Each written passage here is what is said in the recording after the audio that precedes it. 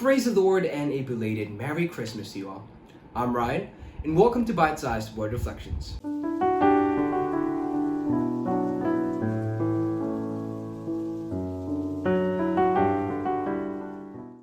In today's video, we leap into the book of Luke, where we find a very familiar story in its second chapter, verses 15 through 20.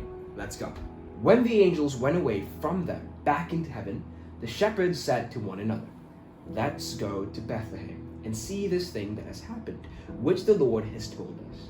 So they hurried off and found Mary and Joseph and saw the baby lying in the manger. When the shepherds saw him, they told them what the angel had said about the child. All who heard it were amazed at what the shepherds said. Mary remembered all these things and thought deeply about them. The shepherds went back, singing praises to God for all they had heard and seen. It had been just as the angel had told them. This is honestly such a wonderful and hopeful scripture, because every time we read this, we are reminded about God's willingness, or Jesus Christ's willingness, to step down or descend from his godly stature to be a mere human being for our sake. And every time we think about this, we can't help but feel gratitude and love towards Christ for his selfless and love-driven sacrifice.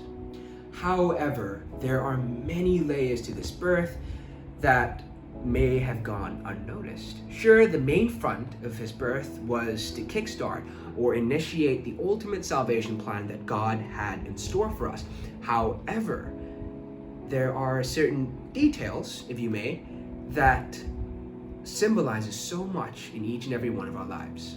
Alright, so in the scripture, we follow the perspectives of the shepherds who were guided by an angel to the place where Jesus was born. And when they get there, they see Jesus lying in a manger. Now that's our central point of thought for today.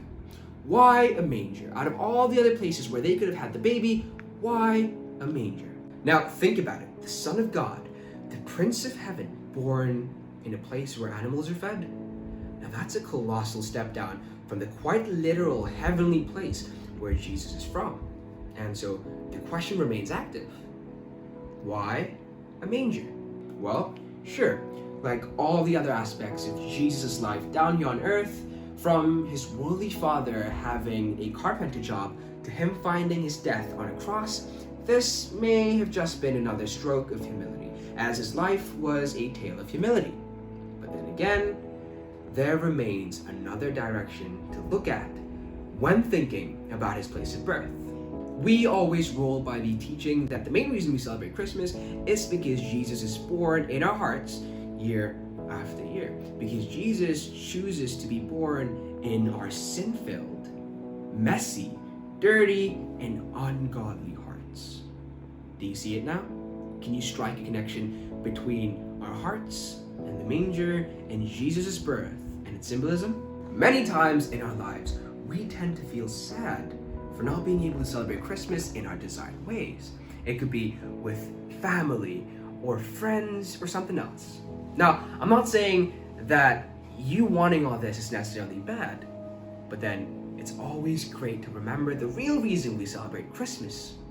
And it's to look back and honor Jesus' coming and the initiation of God's mega plan. It's also a day to rejoice in Jesus' willingness to leave everything behind, to come into and dwell in our imperfect hearts. His willingness to dawn on us and bring his light with him. Now that's Christmas. Thank you so much for watching. I hope you had a message taken away from this video, and see you next week.